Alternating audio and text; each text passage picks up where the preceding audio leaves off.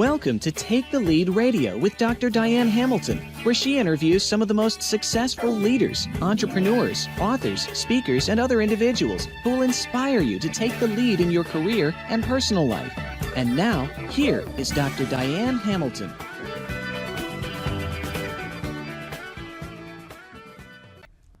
I am here with Dr. Richard Ryan. He's a clinical psychologist and co-developer of self-determination theory, an internationally recognized leading theory of human motivation. He's also the co-founder of Immersive, I should say, an organizational research and consulting firm. And if I listed what you have done, we would be here all day. So I think we'll get to a lot of this stuff as we go along. It's so nice to have you here, Richard. Well, thanks, Diane, for having me, and I'm glad you're not listing anything because we'd like people to keep listening. Well, I would be keep listening. All that you've done is so fascinating to me. This is right up my alley. I had John Couch on the show who suggested you, who was Apple's first VP of Education, as you know, and the author of Rewiring Education. And he goes, "Have you talked to Richard Ryan yet?" And I go, "No, I would love to." And when I was looking at what you've done, it's just, you're the most cited researcher in psychology and social sciences today. So I'm excited to talk to you about motivation. So, and your book. Well, it's a great topic. Your latest book is here's your book. The title is Self-Determination Theory, Basic Psychological Needs and Motivation Development and Well-Being. I looked at that. Is there 756 pages in this book? How long did that take you? Yes, there is. And I'm so glad it's done. I can tell you. That's a lot of work. Yeah. That is a lot of work. Well, it really is a reflection of a lot of work of people around the world in the self-determination theory research community. So trying to synthesize all that they've done was a formidable task. But it is a long book, but it's got a lot of specific chapters on pretty much every applied area, from sport and work to parenting. So it's got a lot in it. Well, so you deal a lot with positive psychology, obviously, being a professor at the Institute of Positive Psychology and Education in Australia. I'm curious, I had Michelle Geelan on the other day, who's married to Sean Aker, and they do all their happiness research. Positive psychology, what does that entail exactly? Is it only happiness? What is it? Well, positive psychology is really about how people's lives can be enhanced and what are the factors that lead people to thrive. I wouldn't describe my own work as necessarily positive psychology. It's really about motivational psychology. So it's both the good and the bad, about the things that really get people excited and motivate them. Also the things that often happen in workplaces or learning places that subtly undermine people's energies and excitement. So I guess I'm on both the positive and negative sides of psychology. I guess we both are on that respect. But I'm curious. Well, you definitely are. Your degree's in psychology. My degree's in business, but I wrote in my dissertation that had emotional intelligence and different aspects that touch on all this. And I think that there's so much to learn from psychology in the business world, and that's why I'm fascinated by all that you do. But part of what made me want to research curiosity was just, I see so many of my students. I've taught thousands of courses now. I know it's more than 1,000. I stopped counting after that. And I started to take a look at how many of them just wanted you to do stuff for them or tell them how to do things, and they weren't really motivated to figure out the why and how of things, to get down and dirty with actually learning it. They wanted you to give them the fish instead of teaching them how to fish, I guess. You know what I mean? Absolutely. Is it the same way with leaders? How do you... is it harder to motivate some leaders than others, or are they naturally motivated because they made it to a leadership position? Well, first I just want to go back to your education example. Students start school with a great deal of excitement. Every kindergartner can't wait to go to school. They really love to learn. Children love to learn. So it's pretty clear that in many classrooms we're driving out a kind of natural interest in learning. It's just a central human characteristic. So we have to ask ourselves, why are there some classrooms where there is that curiosity, excitement, and why are there some where that's really dead? And of course, that really comes down to classroom climate. And now we transfer that over to the workplace. I think employees really, for the most part, naturally would love to contribute. They love to feel like they're doing a good job. They'd love to feel a sense of purpose on the job, but not all jobs allow people to feel that. Right. And so pretty soon you can have the same kind of passive workforce that you've experienced in some classroom settings, where people just want to be told what to do, and they don't bring their own talents and capacities fully to the job. So, to us, that's really what focus on leadership is all about, is cultivating that company or firm climate where people just have that curiosity, that excitement, that desire to contribute, that I think really brings out the best in us. Well, I know when I was researching, not just motivation, but creativity and other things for my work, you see a lot of people saw the TED Talk where they talk about 85% of 5-year-olds are creative, and by the time they're 30, they're like 2% or less. So I wanted to see what's beating it out of us. You know what I mean? Is it age related, or is it really environment related? And is it, and in my research on the on curiosity, I found 4 things really kind of inhibited it. It was fear, assumptions, technology, and environment. And in the workplace, your environment has a huge impact. And I think a lot of employees are, as they say, walking dead to not engage, because of maybe not even their current environment, maybe a past environment has been a negative situation. And I think it's really hard to know what it is. And if you're a leader, where do you start to help get your employees more motivated? Well, I think the starting point is really thinking about motivation. We've had kind of an old school view of motivation, which it's, people need to be motivated from the outside. So we use carrots and sticks to see if we can manipulate them somehow into doing their jobs. And I think, that old school way of thinking really was reinforced in academic psychology by behaviorism and other kind of reinforcement techniques. But as we look at, the study of motivation today and really a deeper understanding of it, we see that really people naturally have a lot of motivation. And the question is not how you can control it from the outside, but rather how you can facilitate and support it. And our work in self-determination theory has really been built around what we can call maybe the 3 big factors that you need to support and employees to bring out that natural motivation. For us, those are the elements of supporting their autonomy, supporting their competence, and supporting their relatedness, because these are psychological needs which, when employees experience them, they then want to be at work and they want to be putting their whole heart into what they're doing. Can you say those 3 again? Because I think they're really important. Autonomy, competence, and relatedness are sort of what I think we think of those as the key factors that leaders are supporting and facilitating. And just briefly, autonomy is that sense that people have a voice, that they feel understood by their manager or supervisor, that they get choices and flexibility where that's possible, and where they don't have choice and flexibility, they understand the mission. They've been given a rationale that they can get behind. So, autonomy is this sense of willingness and volition for what you're doing, and managers play a huge role in whether that's supported or undermined in the workplace. And it comes up a lot that people don't really have any idea how what they do at work ties into the overall mission, because it hasn't been communicated to them.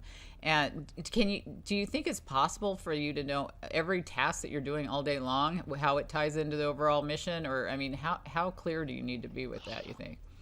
Well, I think nobody really willingly does a task unless they have a sense of what's the reason for it. Right. If you tell me to go file these 35 files, I would like to know that there's some purpose to that it's somehow going to contribute. So I think, no matter how mundane the task or how grand the task in a workplace, there should be a rationale behind it. And if you're a good manager, you're able to communicate what that rationale is or what the purpose of that is. In doing so, you're helping that person invest in that goal and really feel like there's something significant in doing it.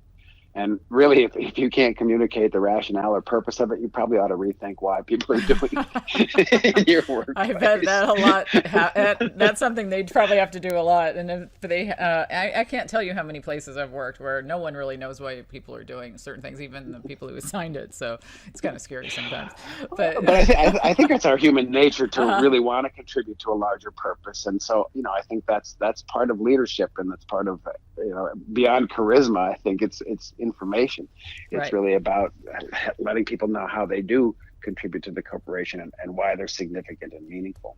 Well, then you mentioned competence. So give us a little bit back about that. Well, this comes back to, people have a lot of ideas that, competence is important, feeling competent is important in the workplace. And at least in our research, we think people want to come in every day and feel like they know how to master their jobs, that most of the time you want to be doing things that you feel like you can be effective at. We've had these, I think, some ideas in workplaces like, we have to have people in flow and they have to be challenged all the time. But I think if you're challenged every day in the workplace, you get fatigued and burned out really fast. It's not that you never want optimal challenges or really tough challenges in the workplace, but most of the time you really want to know what you're doing. And that means the job has to be well structured so that you have the training and skills to really carry it out. That's going to lead you to get almost all the time positive feedback, and that's what really keeps people afloat and excited in the workplace, is that sense of a dense amount of feedback that's almost always positive because they're in the right place.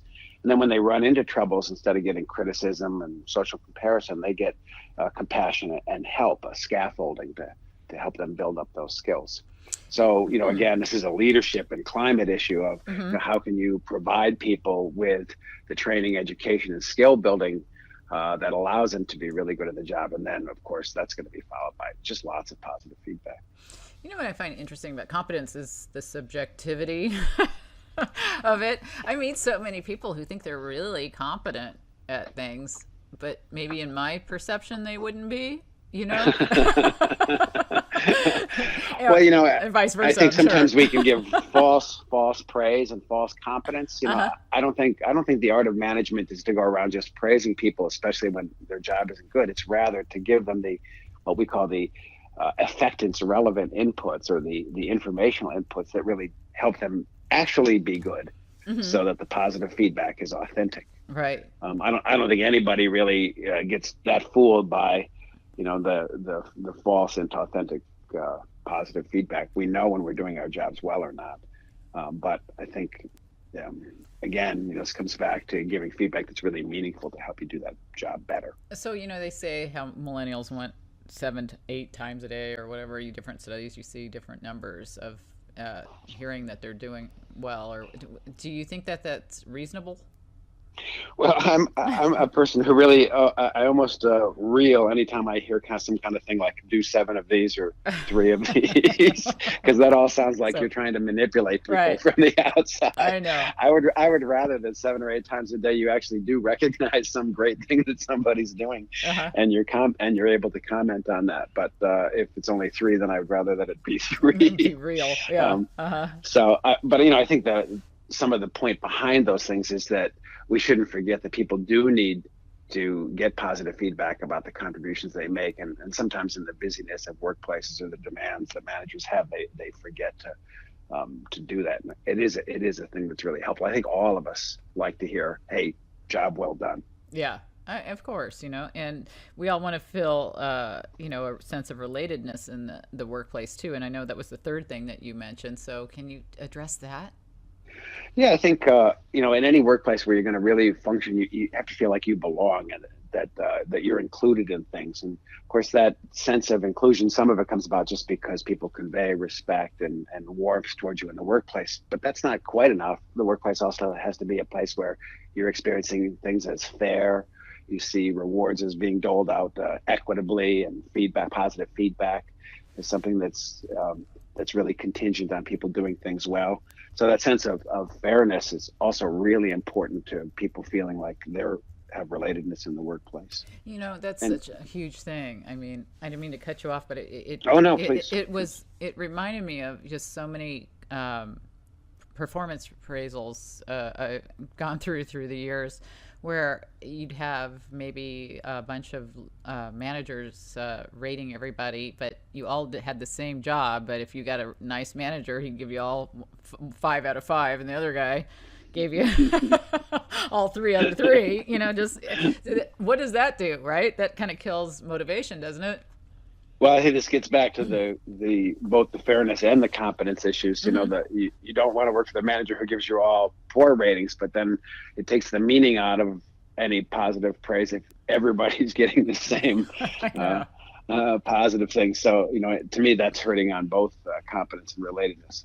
I think for me, when at least in our company, Immersive, when we're working with our own employees, we want to give them feedback about what they've actually done well, and we also want to telegraph where's the opportunities for growth, where can they learn more, where can they keep going in the company, which in doing that both supplies them some positive competence feedback, but it also says we care about you, and you're part of this team for the long run.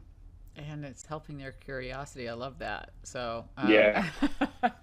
so what made you create Immersive? Well, I've been in the field of motivation for, I don't even want to say how long I am, because it just, you'll see how gray and old I am even over this audio call. But I've been working on it for a long time, and we've seen how our motivation work and really focusing on people's basic psychological needs is so powerful in terms of predicting work outcomes and the KPIs that every company is after.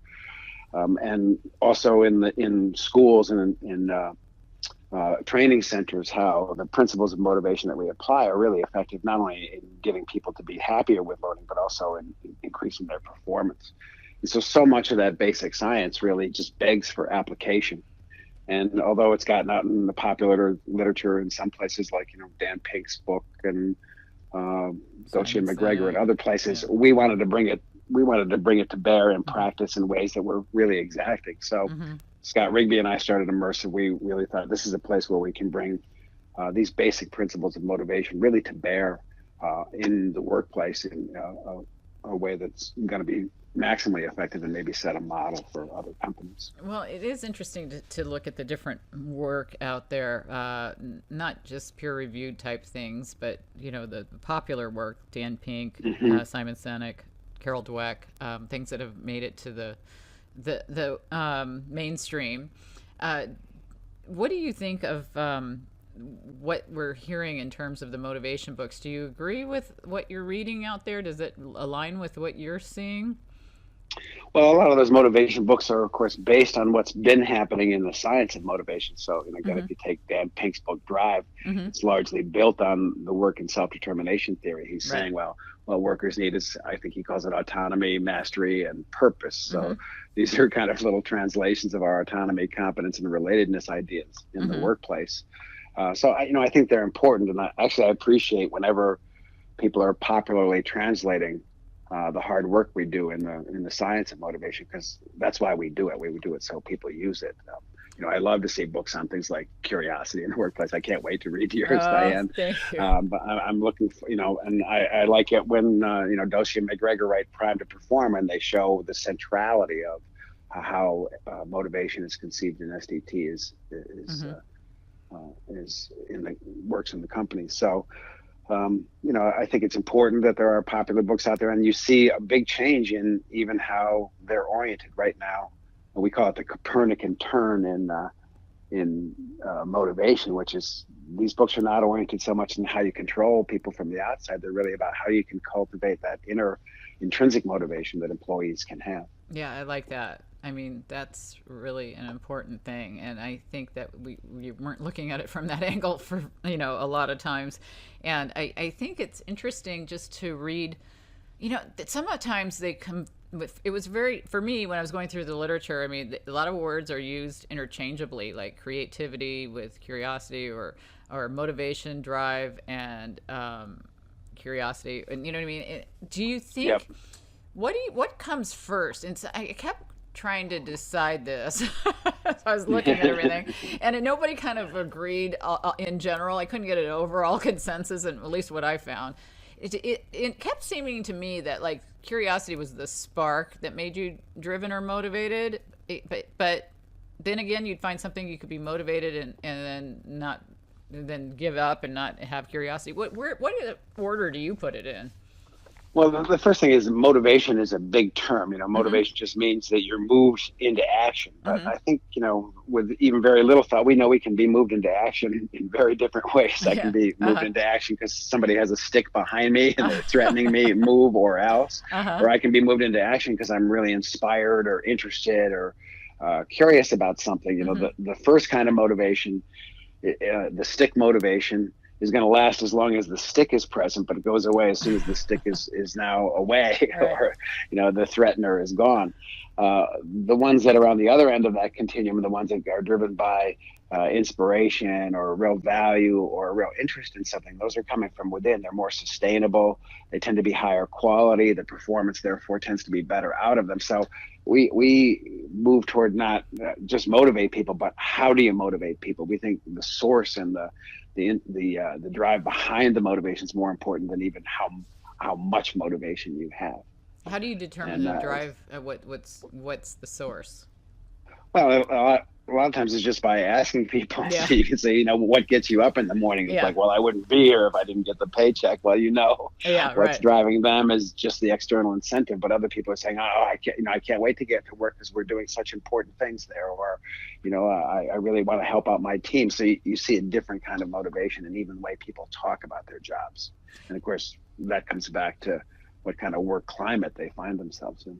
Yeah, and culture and climate is such a huge topic right now. And, and actually I discuss a lot in my courses because I still teach quite a bit. And we talk about working for different leaders. And you mentioned charisma earlier. And so Steve Jobs comes up a lot, obviously, as an example. But you wonder what motivates people to want to put up with certain leadership qualities, personalities, and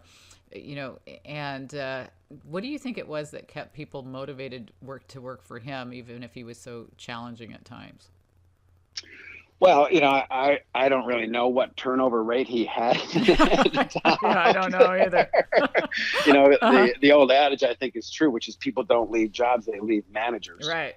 And I think there are managers that are better able to retain the high talent that they have around them than others. Mm-hmm. And again, this comes back to whether they're really supporting the basic psychological needs of people. So I think, I can't speak to jobs in particular because I don't know that scene, but I do know from our research and our consultation that, if you support the autonomy and the feelings of competence and relatedness of the people around you, they want to stay and they want to give you their all. Yeah, as team members. Well, I think a lot of people get motivated to be around somebody who's charismatic and genius, and you just don't know what people's incentives are, And a lot of people who knew him tell me that he was a completely different person in some respects. When he came back the second time, he'd learned some more interpersonal skills that are things he had, emotional intelligence based things that helped him a little bit more. But I think that the whole field of psychology is fascinating to me, and you're, as I said, one of the eminent psychologists of the modern era, you've been called. I mean, that's huge.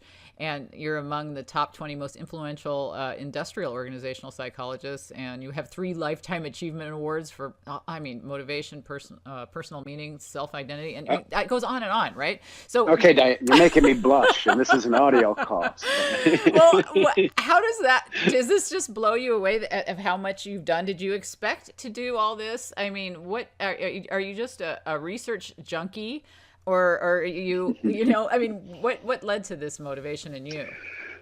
Well, Ed DC and I started self-determination theory now about 40 years ago, and we started it with a focus on what has become now a much more seminal idea, that of intrinsic motivation. How can you cultivate people's intrinsic motivation? And that's part of leading, again, I think, to what we think of as this major turn in motivation work, to think more about what's the motivation that can come from the inside of people rather than how can we make people motivated from the outside. So I think the growth of the work is that we've been pretty careful in our research over time. We've added to the theory very slowly with really, really strong empirical evidence. And then when we've applied it in places like schools or in corporations, we really track whether our interventions work or not. And so we're very, I would say, data-based. We really care about measurement and we really care about outcomes. And that's not just true in our research, it's also true in our consultations. We try and make sure we're accountable for all the interventions we do to make sure they work. So I think the growth of the theory is, hey, it works. And people have noticed that, whether they're sport coaches or whether they're managers in companies or whether they're teachers in classrooms. This is a theory that really makes sense to people, and it performs. And so that's just grown and grown and grown. We have our 7th international conference coming up in this May. Oh, where's that? And it's happening in Amsterdam. Ah. And at this conference, we just see, researchers and practitioners from around the world come together, really just refining techniques and always making it better. So that's awesome. I just see it continuing to grow, really after I retire, which hopefully is next week sometime. Oh, I don't think you're going to. If you're writing 700-page plus books, you still got a lot to write about, because that's a big book. I'm sadly intrinsically motivated to keep working. So.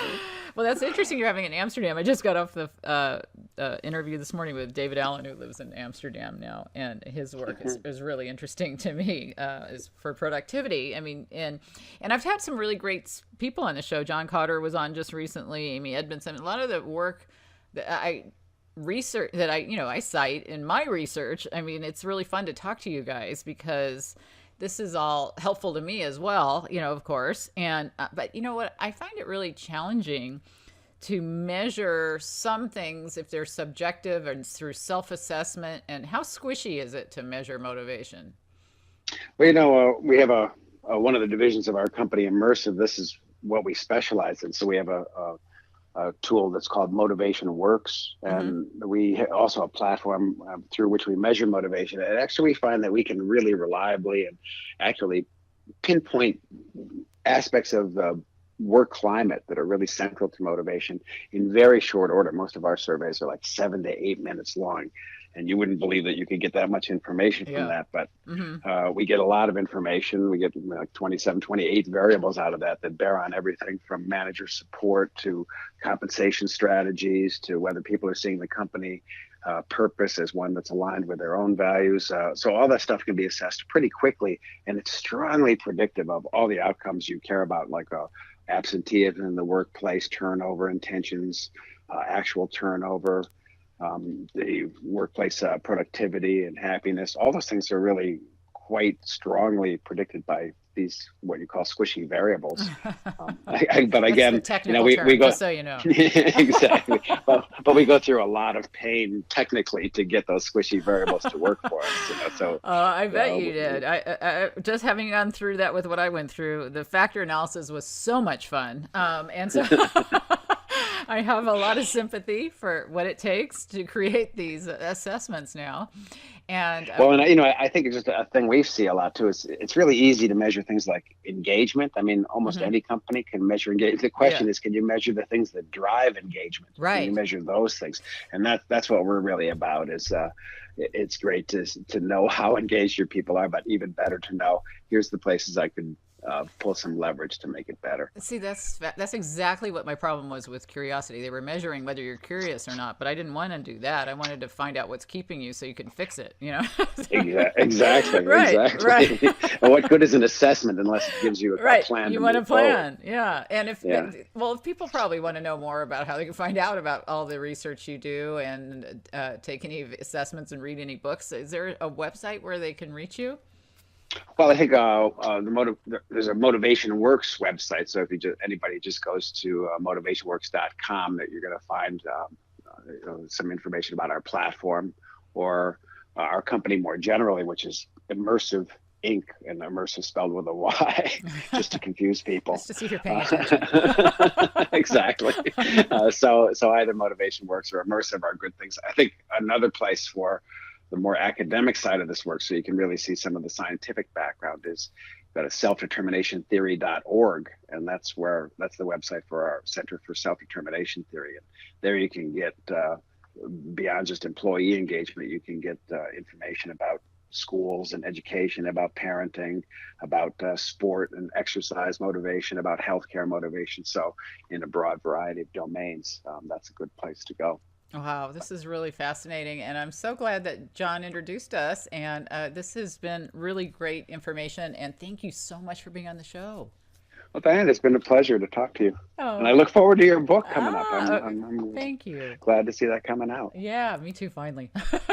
I know that feeling. Yeah. Well, and we will be back right after this message.